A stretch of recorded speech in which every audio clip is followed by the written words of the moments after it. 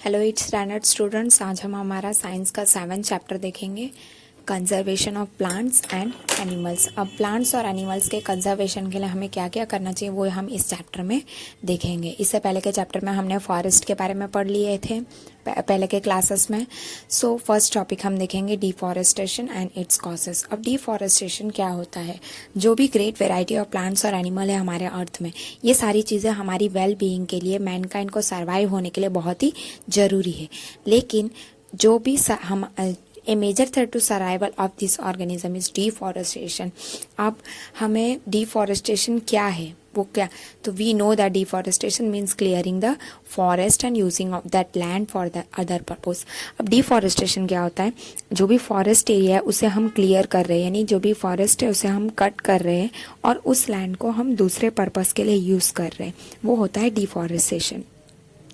Trees जो है वो फॉरेस्ट में वो अलग अलग पर्पस के लिए कट किए जाते हैं। Procuring land for cultivation, building houses and factories के लिए कट किए जाते हैं, और फर्नीचर, उसके वुड से फर्नीचर और फ्यूल बनता है उसके लिए वो कट किए जाते हैं। और भी कुछ नेचुरल कॉसेस होता है जिसके वजह से डिफॉरेस्टेशन होता है, और फॉरेस्ट फायर भी एक वजह है, और सीवियर ड्राफ्ट। ये है डिफॉरेस्टेशन और उसके कॉज। डिफॉरेस्टेशन यानी cutting down of trees for other purpose. Next हम देखेंगे कॉन्सिक्वेंसेस ऑफ डिफॉरेस्टेशन। अब कॉन्सिक्वेंस ऑफ डिफॉरेस्टेशन मतलब कि जो भी डिफॉरेस्टेशन इंक्रीज हो रहा है तो वो इंक्रीज की वजह से क्या हो रहा है, जो टेम्परेचर और पोल्यूशन लेवल है वो भी इंक्रीज होती जा रही है। हम जितना ट्रीज कट करेंगे उतना पोल्यूशन बढ़ते जा रहा है, उतना टेम्परेचर भी बढ़ते जाएगा, उतनी गर्मी हमें लगेगी।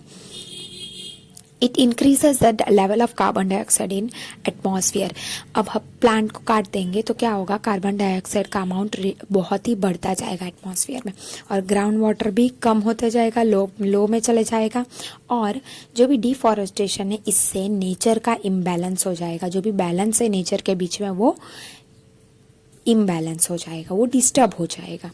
More over we will increase chances to natural calamities such as flood and drought. अब डिफॉरेस्टेशन के वजह से ये भी हो सकता है कि फ्लड आए या तो फिर ड्राफ्ट, अकाल भी पड़ सकती है, जहाँ हमें थोड़ी मतलब क्रॉप्स की कमी हो जाएगी, बारिश नहीं होगी, उसके वजह से क्रॉप्स नहीं उगेंगे, उसकी वैसी भी सिचुएशन आ सकती है। अब प्लांट्स जो है उसे कार्बन डाइऑक्साइड चाहिए रहता है फोटोसिंथेसिस के लिए। अब कुछ ही ट्रीज रहेंगे तो इसका मतलब क्या है, कार्बन डाइऑक्साइड कुछ ही अमाउंट ऑफ प्लांट यूज़ करेंगे, तो उसके वजह से इसका जो भी कार्बन डाइऑक्साइड है वो इंक्रीज हो जाता है एटमॉस्फेयर में। और कार्बन डाइऑक्साइड का इंक्रीज होना मतलब ग्लोबल वार्मिंग लीड होना। अब ये जो ग्लोबल वार्मिंग है उसमें वो क्या होता है, जब carbon dioxide trap the heat रे reflected by the earth increase in temperature on the earth disturb the water cycle and may reduce rainfall, this cause drought। अब ये ग्लोबल वार्मिंग की वजह से जो भी कार्बन डाइऑक्साइड है वो ट्रैप हो जाता है, अर्थ के सरफेस में हीट फिर घूमेगा, और उस हीट के वजह से क्या हो जाता है, टेम्परेचर इंक्रीज होता है, और उसके वजह से वाटर साइकिल डिस्टर्ब हो जाता है, और इसके वजह से रेनफॉल भी कम होने लग जाती है, और इससे ही ड्राफ्ट होता है। ड्राफ्ट अकाल पड़ जाते हैं, बारिश नहीं होती है तो अकाल पड़ता है, जिसमें क्रॉप्स नहीं होते हैं, फिर बिना फूड के लोग की मौत भी हो सकती है। अब डिफॉरेस्टेशन इसका मेजर कॉज है, जिसके वजह से सॉइल के प्रॉपर्टीज भी चेंज हो रहे हैं, फिजिकल प्रॉपर्टीज भी चेंज हो रहा है। प्लांटेशन और वेजिटेशन का लास्ट क्लासेस में पढ़ा था कि ट्रीज जो है वो सॉइल इरोजन प्रिवेंट करते, तो अब कुछ ही ट्रीज रहेंगे तो क्या होगा, जो भी टॉप लेयर ऑफ सॉइल है वो इजीली रिमूव आउट हो जाएगा, और lower hard and Rocky layer से तो जो भी सॉइल है जिसमें लेस ह्यूमस है और लेस फर्टाइल है वो क्या हो जाएगा, धीरे धीरे जो फर्टाइल लाइन है वो भी डेसर्ट में हो जाएगा, जिसे डेसर्टिफिकेशन कहा जाएगा, यानी कि सब रेगिस्तान बन जाएगा। अब डिफॉरेस्टेशन से और भी क्या बढ़ते जा रहा है, जो भी वाटर होल्डिंग कैपेसिटी है सॉइल की वो भी इंक्रीज होते जा रही है, पहले के जितना नहीं, अभी ग्राउंड वाटर बहुत ही नीचे जाते जा रहा है, तो इसके वजह से क्या हो जाएगा, ये फ्लड भी आ सकते हैं, और भी अदर प्रॉपर्टीज़ है जैसे कि कंटेंट टेक्सचर भी चेंज होगा। ये सारी चीज़ें लास्ट क्लासेस में हमने पढ़े थे। अब नेक्स्ट हमने देखा कि ये अभी हम नेक्स्ट देखेंगे conservation of forest and wild life को हम कैसे कंजर्व करके रख सकते हैं। अब वाइल्ड लाइफ जो है वो हमारे लिए एक इम्पॉर्टेंट है। सिर्फ हम बिना एनिमल्स के नहीं जी सकते हम भी। अब ऐसे अलग अलग बायोस्फीयर, हमारे ये बायोस्फीयर है जो बायोडाइवर्सिटी का है हमारा, अलग अलग सब हमें अलग अलग प्लांट्स मिलेंगे, अलग अलग एनिमल्स भी मिलेंगे हमारे बायोस्फीयर में। और हमारा ये फ़र्ज़ है कि इस बायोस्फीयर को हम कंजर्व करें, ये हमारी ही जिम्मेदारी है।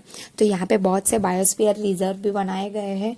आज हमारे इंडिया में भी बहुत से बायोस्फीयर रिजर्व है जिसमें जो भी बायोस्फीयर है उसको बचाना और उसको कंजर्व करके प्रिजर्व करके कैसे हम आगे की जनरेशन में भी उसे बचाकर रख सकते हैं, ये चीज़ों का ध्यान रखा जाता है। अब जो गवर्नमेंट है उसने अलग अलग रूल्स बनाए हैं कि ट्रीज नहीं कट करना है, वाइल्ड लाइफ एनिमल्स को कुछ नहीं होना चाहिए, वाइल्ड लाइफ सेंचुरीज बनाए, इसके लिए उन्होंने नेशनल पार्क, बायोस्फीयर रिजर्व, ऐसे बहुत कुछ चीज़ें बनाया है जिसके वजह से प्लांट और एनिमल को वहाँ के जो भी वो पर्टिकुलर एरिया में है उसे कंजर्व करके रखा जा सके। तो फर्स्ट हम देखेंगे बायोस्फीयर रिजर्व। अब बायोस्फीयर रिजर्व क्या होता है? बायोस्फीयर रिजर्व यानी कि जो area meant for the conservation of biodiversity, जो भी बायोडाइवर्सिटी है उसके कंजर्वेशन के लिए जो भी एरिया है उसे बायोस्फीयर रिजर्व कहा जाता है। अब बायोडाइवर्सिटी यानी क्या? Variety of plant, animal, micro organism जो भी वो एरिया में प्रेजेंट है वो। तो जो बायोस्फीयर रिजर्व्स है वो क्या करता है? मेंटेन करता है बायोस्फीयर और कल्चर को। वो बायोस्फीयर रिजर्व है उसमें कुछ प्रोटेक्टेड एरियाज होंगे जिसके अंदर प्लांट्स रहते हैं, अलग अलग एनिमल्स, माइक्रो ऑर्गेनिज्म सब प्रेजेंट होते हैं। जो भी बायोस्फीयर रिजर्व है उसमें नेशनल पार्क आ जाएंगे, जैसे कि हमारे गुजरात में है सातपुरा नेशनल पार्क, और वाइल्ड लाइफ सेंचुरीज जो भोरी और पंचमरही करके है, सिया मैप में दिया है। Next we will see flora and fauna. अब फ्लोरा एंड फाउना क्या होता है? जो भी हम चिल्ड्रन अभी हमने देखा है कि हम अगर वॉक पे भी जाएंगे बायोस्फीयर रिजर्व में, हम देखेंगे ग्रीन वेल्थ ऑफ फॉरेस्ट। हमारा जो ग्रीन वेल्थ है फॉरेस्ट का वो हर तरफ ग्रीनरी दिखेगी हमें। और हम देखे होंगे कि टॉल ट्रीज, एनिमल्स भी होंगे उस फॉरेस्ट में। ऐसे अलग अलग एनिमल्स जो भी बायोस्फीयर रिजर्व है वहाँ हमें बहुत से वैराइटीज ऑफ एनिमल्स भी देखने को मिलते हैं, प्लांट्स भी देखने को मिलते हैं।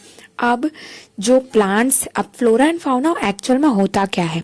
The plants and animals found in a particular area is termed as flora and fauna of the respectively of that area. अब जो प्लांट्स है वो फ्लोरा है और एनिमल्स फाउना, उसे ही फ्लोरा एंड फाउना कहा जाता है। जो भी प्लांट्स और एनिमल्स है उसे कहा जाता है। अब यहाँ पे देखो पिक्चर दिया है, ये सारे वाइल्ड डॉग, डियर, चीता, वुल्फ, लिपॉर्ड, फॉन, जामुन ट्री, ये सबके दिया है। ये सारे हमारे किस में आएंगे? फ्लोरा एंड फाउना में आएंगे। एनिमल्स जो है वो फाउना होंगे और जो प्लांट्स है वो फ्लोरा में आएंगे। That's only flora and fauna. Next हम देखेंगे एंडेमिक स्पीसीज। अब एंडेमिक स्पीसीज क्या होता है?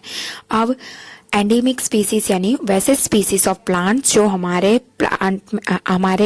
जो भी अर्थ है या तो पर्टिकुलर एरिया ही ले लो, एक्सक्लूसिवली वहाँ प्रेजेंट है। जैसे कि वो नेचुरली कहीं और होते हैं, लेकिन एक टाइप ऑफ एनिमल और प्लांट जो है वो एंडेमिक जोन में भी है और उस स्टेट और कंट्री में है। वैसे स्पीसीज को क्या कहा जाता है? एंडेमिक स्पीसीज कहा जाता है। जैसे कि हमारा जो इसका 2 एग्जांपल दिया, जैसे कि वाइल्ड मैंगो है यहाँ पे हमारा फ्लोरा में, और फाउना में हमारा जो बाइसन और इंडियन गाइंट स्क्विरल, गिलहरी मतलब इंडियन गाइंट स्क्विरल और flying squirrel are epidemic fauna in this area. जो फ्लाइंग स्क्विरल गिलहरी है, इंडियन गाइड करके है और नाम भी दिया है, और बाइसन भी हमारा जो है वो एंडेमिक स्पीसीज यानी एक्सक्लूसिवली जो सिर्फ यहाँ ही हमें देखने को मिलेगा, मोस्टली मेनली वो यहाँ पिक्चर दिया है गाइंट स्क्विरल का। अब जैसे जैसे इंक्रीज हो रहा है उस हैबिटेट में पॉपुलेशन का, तो न्यू स्पीसीज पे इफेक्ट हो रहा है, उनका नेचुरल हैबिटेट जा रहा है।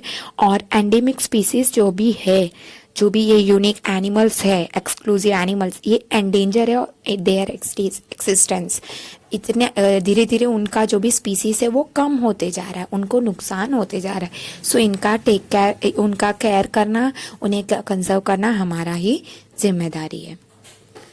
So to take care of the flora and fauna हमारा वाइल्ड लाइफ सेंचुरीज भी है। अब वाइल्ड लाइफ सेंचुरी होता क्या है, जो ऐसे एरियाज जहाँ पे capturing of animal strictly prohibited है, हम एनिमल्स को कैप्चर नहीं कर सकते और पनिशेबल भी होंगे। अगर कुछ लोग एनिमल्स को हंटिंग करते हुए ऐसे अगर नज़र आ गए तो उनको पनिशमेंट भी मिलते।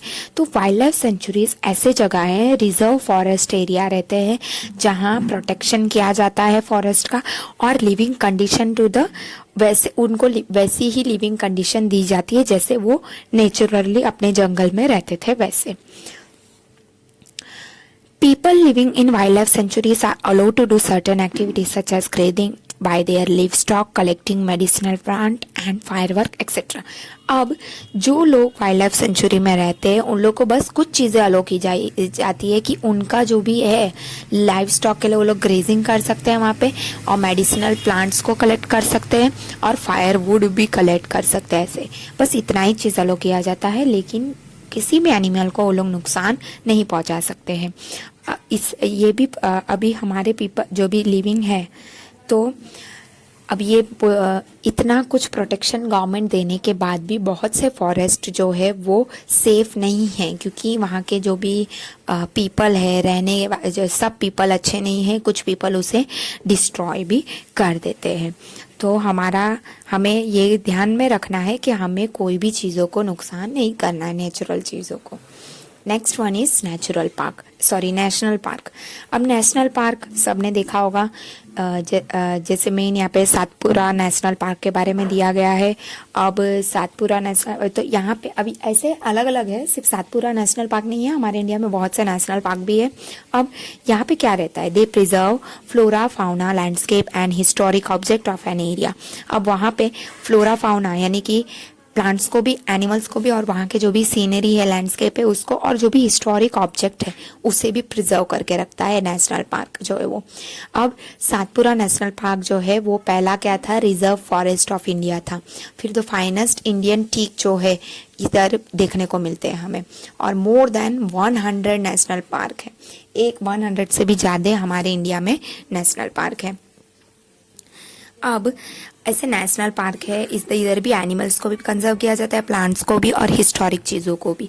अब जो ये सातपुरा टाइगर रिजर्व है, अब ये सातपुरा टाइगर रिजर्व मतलब क्या, यहाँ पे प्रोजेक्ट टाइगर लॉन्च हुआ था हमारे गवर्नमेंट से कि टाइगर जो है हमारे कंट्री में उसे सर्वाइव करने के लिए। जो object of this tiger project was to ensure the survival and maintenance of the tiger population in the country। अब ये क्यों किया गया कि जो भी हमारे टाइगर की स्पीसीज से कम हो रही थी तो उसको बढ़ाने के लिए हमारे गवर्नमेंट ने ये प्रोजेक्ट टाइगर का लॉन्च किया। अब देखो यहाँ पे पिक्चर में दिया है टाइगर, सबने देखा भी होगा। टाइगर ये एक ऐसी स्पीसीज है जो धीरे धीरे फॉरेस्ट से डिसअपियर हो रही है, मतलब कम होती जा रही है। लोग कुछ ना कुछ रीजन से, हो सकता है हंटिंग से ऐसे, तो लेकिन जो ये सातपुरा टाइगर रिजर्व है इसका एक अलग ही सेंस है, अलग ही नजरिया है। तो ये इंक्रीज करना चाहती है इसकी पॉपुलेशन का।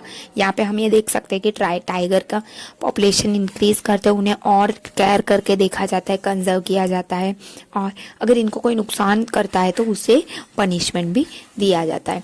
Once upon time animal like lion, elephant and wild and barasingha were found in the Satpura national. पहले एक टाइम था जब ये सारे एनिमल्स यहाँ पे देखने को मिलते थे। Animal whose number are diminishing to a level they might be face extinction and known can be endangered animal। अब अगर हम इस एनिमल्स को नहीं ध्यान से देखेंगे तो धीरे धीरे आने वाले जनरेशन में ऐसा हो जाएगा कि ये एनिमल एंडेंजर्ड एनिमल हो जाएंगे, यानी कि फिर आने वाले जनरेशन में तो वो लोग बोलेंगे, जैसे अभी हम डायनासोर है ना, डायनासोर को हमने देखा नहीं है, अभी वो हम बोलते यहाँ डायनासोर था पहले एक टाइम पे, फिर ऐसे भी दिन आ जाएंगे कि हमारे आने वाले नेक्स्ट जनरेशन बोलेंगे हाँ एलिफेंट था एक टाइम पे, वैसे हो जाएगा।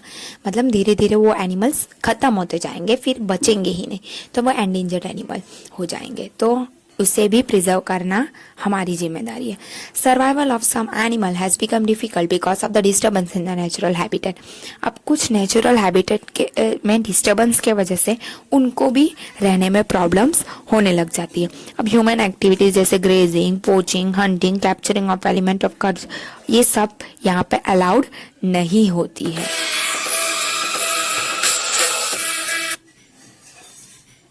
ये सारी चीज़ें यहाँ पे अलाउड नहीं होती है। जो भी grazing of animals, poaching, hunting, capturing of animal और कलेक्शन ऑफ फायरवुड, ये सारी चीज़ें को यहाँ पे प्रोहिबिटेड करके रखा जाता है। सबको अलो नहीं किया जाता है ये सारी चीज़ों के लिए।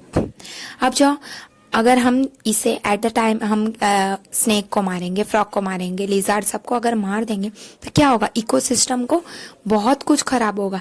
इसको किल करने से हम हमारे ही नुकसान कर रहे हैं, क्योंकि इकोसिस्टम के बैलेंस में कुछ चेंजेस आएंगे, फूड चेन का चेंजेस अलग हो जाएगा, फूड वेब भी अलग हो जाएगा, जो हमने पहले के क्लासेस में पढ़े हैं क्या होता है food chain and food web. अब इकोसिस्टम जो है वो सारी चीज़ों से बना है, प्लांट, एनिमल, माइक्रो ऑर्गेनिज्म, सारी चीज़ों से बना है। तो सारी चीज़ें जरूरी है, जैसे कि क्लाइमेट, सॉइल, रिवर, सब कुछ जरूरी है। So next, red data book. अब रेड डाटा बुक होता क्या है?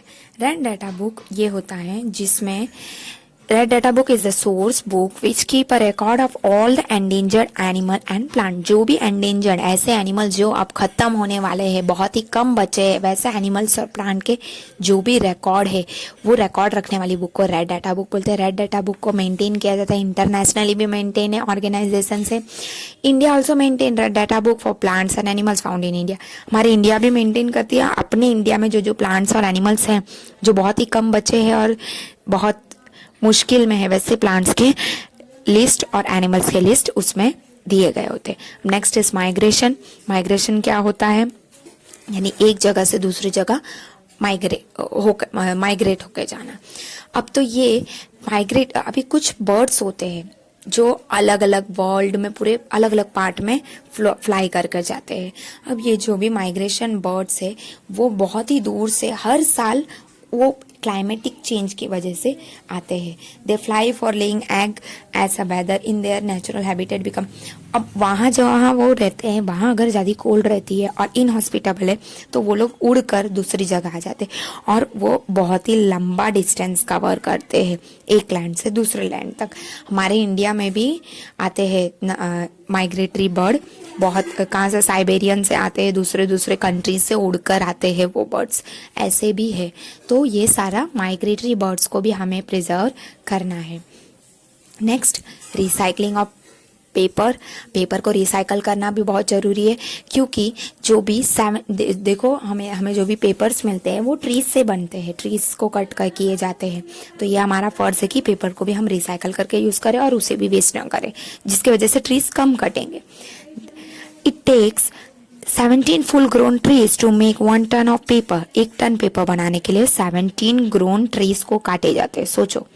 तो इसलिए हमें पेपर को सेव करना चाहिए और उसे रिसाइकल भी करना चाहिए। 5 to 7 टाइम्स हमें उसे यूज़ करना चाहिए। सारे स्टूडेंट्स को कम से कम 1 शीट ऑफ पेपर 1 दिन का सेव करना चाहिए। तो इससे क्या होगा, हम बहुत सारे ट्रीज 1 साल में सेव कर सकते हैं और हमें रीयूज भी करना चाहिए, पेपर को रिसाइकल भी करना चाहिए। But this we not only save trees but save energy and water. इससे हम सिर्फ ट्रीज को ही नहीं, वाटर भी बचा सकते हैं, एनर्जी भी बचा सकते हैं जो मैन्युफैक्चरिंग ऑफ पेपर में यूज होता है। और जो भी केमिकल्स यूज होते हैं पेपर में उसे भी हम कम से कम यूज कर सकते हैं इससे।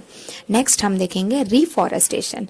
रिफॉरेस्टेशन क्या होता है? जो भी प्लांटेड ट्रीज, मतलब जो भी रिफॉरेस्टेशन क्या है? Reforestation is restocking of the destroyed forest by planting new trees. जो भी हमने डिस्ट्रॉय किया है फॉरेस्ट को, उसके जगह पे हम न्यू ट्रीज और प्लांट कर रहे हैं, वो होता है रिफॉरेस्टेशन। जो भी प्लांटेड ट्रीज है उसमें ऐसे स्पीसीज होते हैं जो उस फॉरेस्ट में पाए गए थे, हम पहले कट कर दिए हैं, वैसे ट्रीज को ग्रो किए जाते हैं उस एरिया में। We should plant at least as many trees we cut. जितने ट्रीज हमने काटे हैं उतने तो कम से कम हमें उगाने चाहिए। Reforestation can take place naturally, also naturally भी वो होता है। If the deforest area is left undisturb it reestablishes. अगर हम पेड़ काट दिए और उस एरिया को अनडिस्टर्ब किए हुए छोड़ देंगे तो वो अपने आप को खुद ही हील कर लेता है, खुद ही वो न्यू प्लांट्स ग्रो अप कर लेता है अपने में। In natural reforestation, there is no role of human being. अब उसमें हमारा ह्यूमन बीइंग का कोई हाथ नहीं रहता है नेचुरल रिफॉरेस्टेशन में। अब हमने देखा था कि क्या क्या डैमेज होता है फॉरेस्ट को, क्या क्या फिर उससे उसके वजह से क्या होता है हमारे ग्रीन वेल्थ को फ्यूचर जनरेशन में, तो फिर बहुत कुछ झेलना पड़ेगा। Plantation of more tree is only the option, यही एक ऑप्शन है जिसके वजह से हम और कुछ डेवलप कर सकते हैं। सो यहाँ हमारा चैप्टर कंप्लीट हुआ। Thank you.